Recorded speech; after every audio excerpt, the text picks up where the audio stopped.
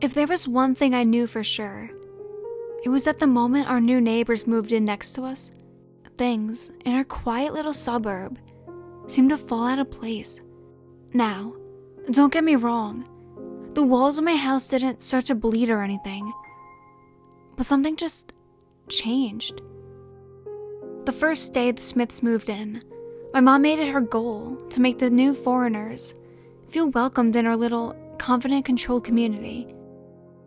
My mom, although she was a flight attendant and was often out of town, liked to welcome any newcomer to the neighborhood, which sadly involved her dragging me, her awkward 17-year-old daughter, to welcome any new family.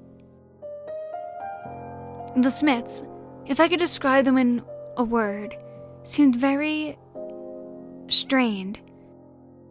The couple both had a set of dark circles under their eyes, and after flashing my mother and I with an exhausted smile, they introduced themselves and their baby, whose name seems to have escaped me. It's understandable that having a screaming, pooping alien roaming around one's house would increase the levels of stress, but these people looked like they had been through an uphill battle. Several things betrayed the normality about them, like the bandage wrapped around the husband's hand, or how the wife seemed to cling just a little too close to her baby. After giving them a batch of slightly burnt cookies and saying our goodbyes, my mother and I took the unbearable 20-second walk back to our home. Well, my mother started, they seemed like a nice couple.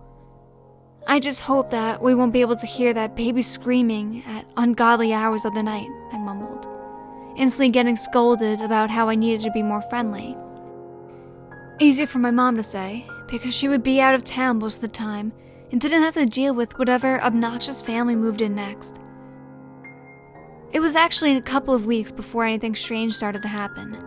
Between school and my mom heading out to catch her next flight, I didn't really have time to add two and two together about what was going on. At first, it was only little things, trash cans being knocked over, mail scattered out of our mailbox, keys being misplaced, and even finding my toothbrush knocked off the bathroom counter. But nothing that made me think something malicious was taking place. One thing that did raise my suspicions was when I was home alone, nothing new to me, and had just returned from school, I walked into my kitchen and looked out the window over the sink, which, made to be my dismay, looked right through the backyard and into the kitchen window of our new neighbor's house. Whether they were home or not, the Smiths always had their blinds shut, but when I walked up to the sink to wash my hands, I saw what looked like someone parting the blinds and looking straight at me. Feeling slightly taken back, I quickly gave them a short wave and turned away. I mean, both of the couple's cars were in the driveway. Maybe one of them was looking out into their backyard for something. I didn't realize that the eyes from behind the window kept watching me until I disappeared down the hallway to the bedroom. Sitting at the kitchen table and dining on the cheapest Chinese takeout I could order, I strained to finish my math homework. I nearly jumped out of my skin when I heard a crash in my garage, accompanied by my dog barking like an idiot. "Kimbo!" I yelled, throwing open the garage door, looking accusingly until the dog run, trying to get a glimpse of the clumsy canine. However, Kimbo stood innocently in the center of the caged enclosure, but stared immensely at once neatly stacked pile of wood. Walking into the cold room and flicking on the light, it looked as if someone had pulled out the bottom of the stand the wood had once sat on, leaving all of it to topple on the floor. I sighed and lazily nudged the wood into a makeshift pile, not feeling motivated enough to restack it all. But as I reached the back of the pile, which had the highest stack of wood on it, something shifted under the wood and moved deeper into the garage. Jumping back of surprise and fear, I let out a yelp, nearly tripping over my makeshift pile. We've had mice and whatnot living in a garage before, but something that big. Was it possible that a rat or even a possum made its way into our house to escape the bite of the winter cold? not wanting to mess with any rabies-infested rodent. I let Kimbo inside the house, but left the doggy door leading to the outside of the garage open, in hopes that whatever crawled in would crawl right back out. Finishing my subpar dinner and settling down for bed, I couldn't stop thinking about what was in the garage. I couldn't shake the feeling that whatever was in the woodpile was something more. It was like that unsettling feeling when you think you've left the oven on. You suspect that something is wrong, but still try to brush it off. I tossed and turned all night, waking up at the sound of the heater turning on or hearing Kimbo shifting to sleep. But whenever I thought I was finally drifting to sleep, I could have sworn that there was something standing on my bed, close enough to me to where I could feel the added pressure, but never close enough to confirm that it wasn't just my imagination. After facing another sleep-deprived day of school, I didn't even have time to think about the event of the other night, until I got home. I was greeted with the smell of rotting food and a plethora of torn paper plates. The black trash can that normally resides in the corner of our kitchen was toppled over, its contents spilled across the once clean wood floor. This isn't right. Peeking my head out of our back door, I noticed Kimbo laying lazily around in the grass, gnawing on the raw hide. Walking back over to the garage heap, I noticed a plastic bag looked like it went through a blender. Long tears and holes were torn through the white plastic. Feeling unsettled, I picked up the trash and did my best to sprint into the garage to dispose the war zone. As I heaved the bag into the can, I saw something skitter in the corner of my eye. That's right, something skittered, like a spider running from judgment of the shoe heel. Whipping around, I caught a flash of a pinkish-gray flesh disappear behind a folding chair. What the hell was that? With every horror movie resurfacing in my mind, I shakily grabbed the fire poker by the wood pile and inched closer to the chair. There was no way I was going to miss school and be sent to the ER to get a rabies vaccination just because of some rat, or whatever that thing was, decided to call my garage its home. Clenching the iron poker, I slowly moved to the chair, getting ready to book it back into my house at any moment. Slowly, I inched the chair over, until suddenly, the chair slipped and came crashing down to the floor. A sharp hissing rang out through the garage. Where the chair once stood, crouched and cornered, sat what can only be described as what looked like a hairless cat by first glance. Upon further investigation, I realized that I was wrong.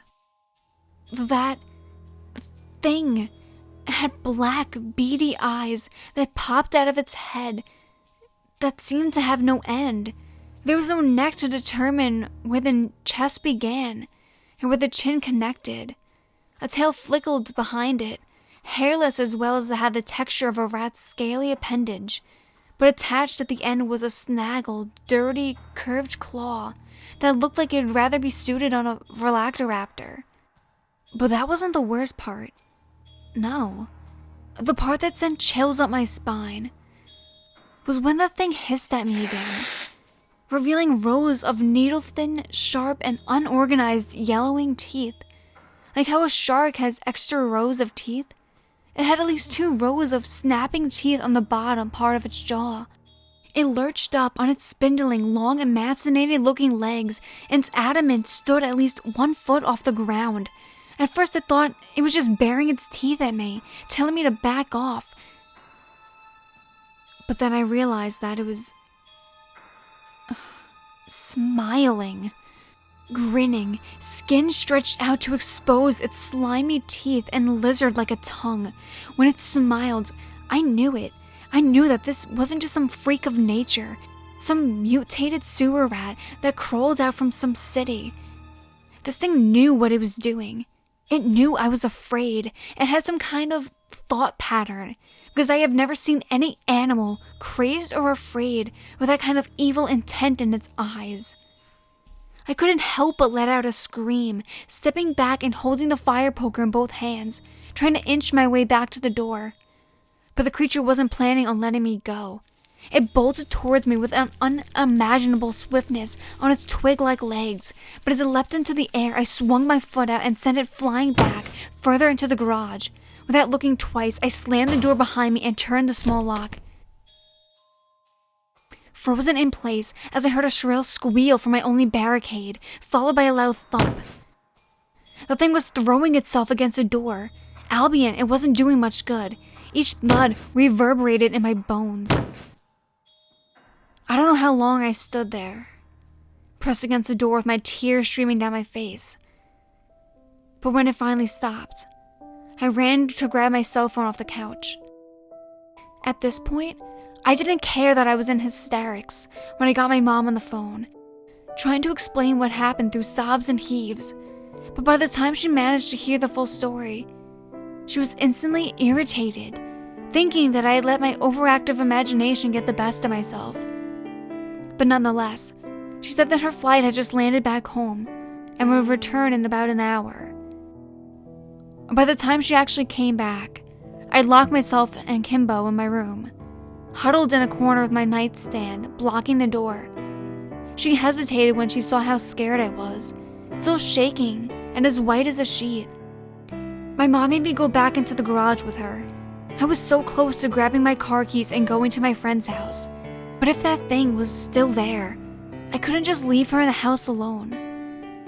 She led me into the cold, disheveled room, poking through the pieces of wood and various other objects that lined the carless garage. It was gone. There wasn't even a trace of the terror that nearly did what to me? That thing certainly wasn't some friendly forest creature. But was it out to kill me? My mother by this time was angry and tired, and told me to get some rest. That's a cure for anything, isn't it? Just to go to bed, and in the morning, everything will be magically fixed. But before I had gone to bed, she told me this. You just can't let those things freak you out like that. It's always the little things. She was referring to how stressed I was about school and finals, but I still wasn't persuaded. As if I need to say this, but I didn't sleep at all that night. I wasn't going to risk letting whatever that was crawl into my room and attack me in my sleep. But the next morning, my mom continued to tell me that I just scared myself. And honestly, I believed her. That was the easy way out, to avoid conflict and just go to school like normal. And it worked. Though I always had that incident in the back of my mind. I found myself too busy with finals at schools and finishing projects. It really worked too. Until school got out, and I was left alone in the house for winter break. My mom promised me that she would be back late Christmas Eve, saying that a last-minute flight had come up, and the other attendant couldn't make it. As much as I wanted to beg and cry for her to stay, I just let her go. It wasn't worth arguing over something like this with my mother, when she had a predetermined ending in her mind. I would be lying if I said I wasn't scared. But the first several days of break passed by without a hitch. I had Kimbo by my side 24/7 and made sure I was always within arm's length of a fire poker I had managed to hide from my mom. I may have been on edge, but really, nothing strange happened. It was like everything returned to normal. I felt like I could finally relax. December 24th was here, and I had decided to just spend the rest of my afternoon watching cheesy Hallmark movies and eating popcorn. Before I knew it, the sun was setting. Even though it was only about 6, one of the disadvantages of winter, it was perfect. I had a nice fire going. Kimbo was curled up on the couch with me, and my mom was going to be home in a few hours. Then I heard it. That sound that made all my fear and panic suddenly resurface and settle into my gut. The skittering sound, getting louder and closer with each passing second. But it wasn't coming from the garage. It was coming from the hallway beside me, next to the edge of the couch. The light from the TV and fire was enough to partially penetrate the darkness of the hallway, and I prayed to whatever God is up there that it hadn't. That thing was coming towards me, barely shrouded by the darkness, but the last time I had seen it move, it was in a short and fast burst. Not this. This was something else altogether. The thing pranced as if it was a puppet being controlled by a toddler. It twisted gait, heaving itself up and down on spindly legs. It didn't stop smiling, not even when I screamed louder than I ever had, throwing myself off the couch and reaching for my fire poker. Before my hands could even brush the cool iron on my closest weapon, I felt something latch onto my calf. What felt like hundreds of needles piercing my flesh and sinking in deeper to the soft muscle, letting out a small cry of agony and looking back. I saw that it had sunken its rancid teeth into the back of my leg. It was faster than I thought it could be. I felt paralyzed, frozen in time, as I tried to reach for the poker, but to no avail. In my panic, I didn't hear the loud snarling and growls of Kimbo as Kimbo launched himself at the monster, sinking his own teeth into the hairless flesh of the beast. It screeched like a pig and a cat crying out in agony at the same time as my dog got a hold of it, but it wasn't to be beaten that easily. Its tail lashed out, cutting Kimbo down along his side, and slipped out from between the canine's jaws. Letting out a whine, Kimbo backed off, but the creature skidded off to the nearest doorway. The basement. As quickly as I could, I pulled myself up and grabbed the fire poker. Words cannot describe how badly my leg burned. I never imagined the pain would be like this. I was always under the impression that adrenaline would cover up the injury. And not only that, but the bite was deep, and blood was already seeping through my pant leg. I knew that I couldn't focus on that now, though. That monster waited for me to let down my guard. It watched and waited since it last attacked me. I won't let it win. I can't let this thing hurt me or my mom or Kimbo. I had to kill it. Wincing as I stood up, I turned every light on in the living room and kitchen, grabbing a can of oven spray. Skipping over the knives. There was no way in hell I was going to get that close to that thing just to cut it. Shakily standing at the top of the stairs, I let out a hushed whisper. It just had to be the goddamn basement. The one place that only had one exit. I flipped the light on at the top of the stairs and slowly made my descent, making sure not to let my leg give out from underneath me. What a joke. A 5'5" teenage girl limping down the stairs with a fire poker and a can of oven cleaner. If I wasn't ready to wet my pants, I might have been laughing. When I reached the bottom, I scanned the room. Couches lined one wall, facing a TV. A pool table lied on the other side of the room, but the creature wasn't there. I turned around and peered into the darker corner of the end of the couch, still shaking, and realized that when my mom came home, she would kill me when she sees all the blood on the carpet. Then it hit me. This thing wasn't just playing some sick and twisted game of hide and seek.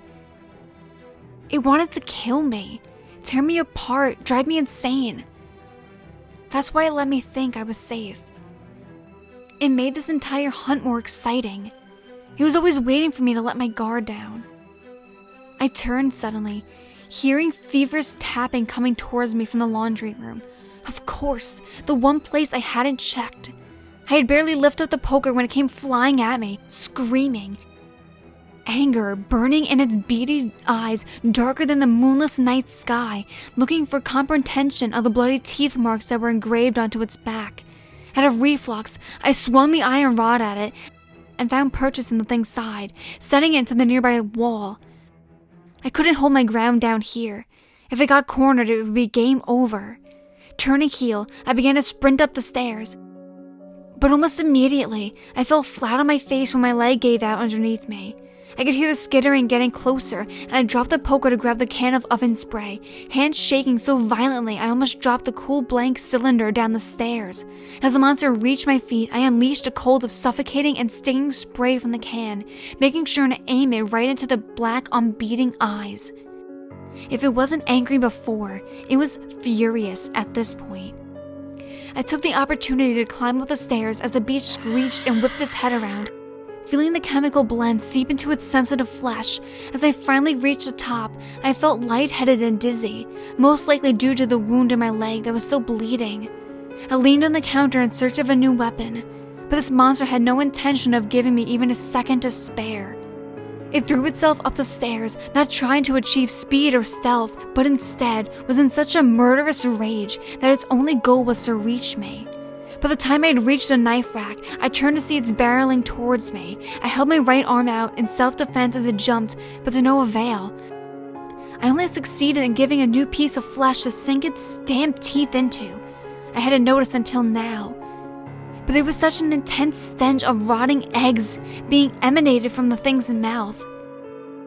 I cried out as it bit down harder. Hearing flesh splitting, I smashed it down to the granite countertop, only making it bite down harder. I can't say that I yelled or cried, but I yelled at the loudest, longest scream I could as I felt the bones of my arm begin to split and crack. I needed to stop it before I lost my entire arm. I stumbled to the end of the counter. The hellspawn wasn't going to win.